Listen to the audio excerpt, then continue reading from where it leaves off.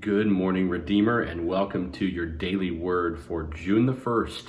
As we look at John chapter 8, there are some wonderful truths in this particular chapter and some hard ones as well, as Jesus not only shows a woman caught in adultery his love, but he shows up the Pharisees several times. He pushes hard against them. And so you'll notice in verses, about 1, really chapter 7, verse 53, all the way to verse 11, we've got the situation with the woman who's caught in adultery. And some of you may notice in your ESV or in other notations in your Bible that it will say this section was not in some manuscripts. The natural question is, can you trust the Bible, or what's the deal with that? Well, without getting overly technical and derailing your daily devotions, I'll add this. There are certain things that have been inserted by scribes or certain notations that have been made, but overall, what translators have done is given us some helpful understanding of the variants in a few manuscripts on just a few different passages throughout the New Testament. But it doesn't take away from the value of a text like this, or at least learning something from it. It's consistent with who Jesus was and what he taught. And verse 11, when Jesus says, really, who's condemned you? In verse 10, the woman responds, "No one, Lord." And Jesus said, "Neither do I condemn you. Go, and from now on sin no more." Whether a passage like this is contested or not in some manuscripts, the truth is the same. Jesus forgives. He does not condemn his own, who he has forgiven and who has believed in him. But he does call us to go and sin no more.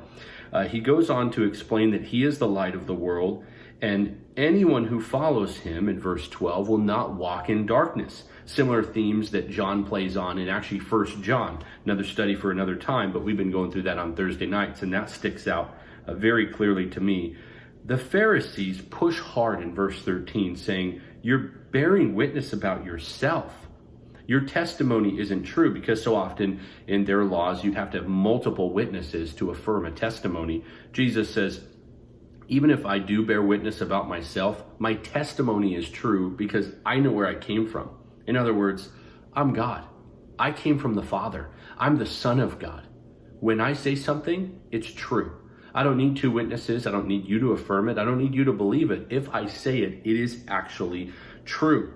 He pushes further and then goes on to explain that the truth will set men free. Now, I want to stop here and dig in a little bit in verses 31 to 34, because a lot of people throw this passage out, go, "Oh, the truth will set you free." You might apply that to the speed limit. The truth about the speed limit will set you free from a speeding ticket. You won't get caught. Some people say, the truth about, the virus will set you free from fear. And they apply it to many different things. Listen, those all might be helpful statements here and there and everywhere, but here's the deal.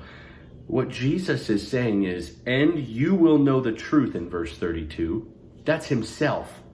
"And the truth will set you free." Jesus said one verse prior, which gives us really the context of where that interpretation comes from, to the Jews who had believed in him, "If you abide in my word, you are truly my disciples." That's a heavy statement. You will know the truth, and the truth will set you free. And then they answer him, "We're offspring of Abraham and have never been enslaved to anyone.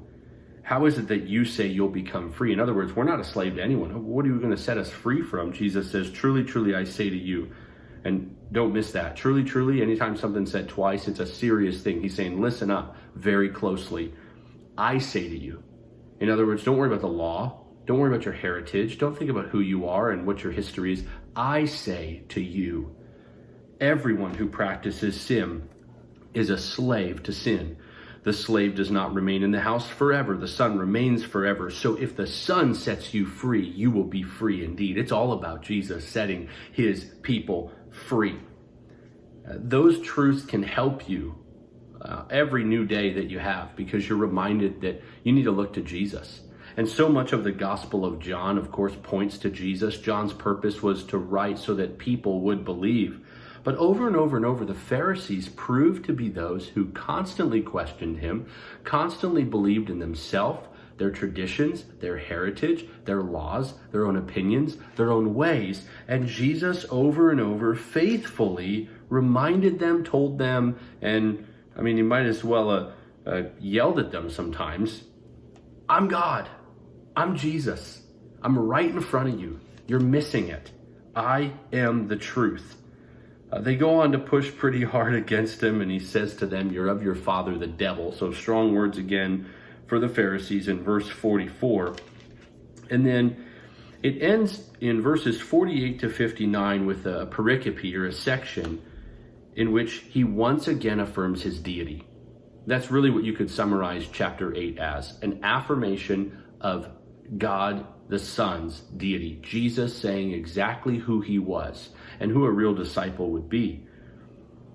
In the end, verse 59, they pick up stones to throw at him, but he hid himself and went out of the temple. They wanted to kill him. We want to serve him. Be encouraged. You've been saved and set free. Your heart's been transformed. Your mind has changed about the Son of God, and your heart has been transformed so you can live for the Son of God today. Powerful truths from John 8. Looking forward to digging into John 9 tomorrow morning with you.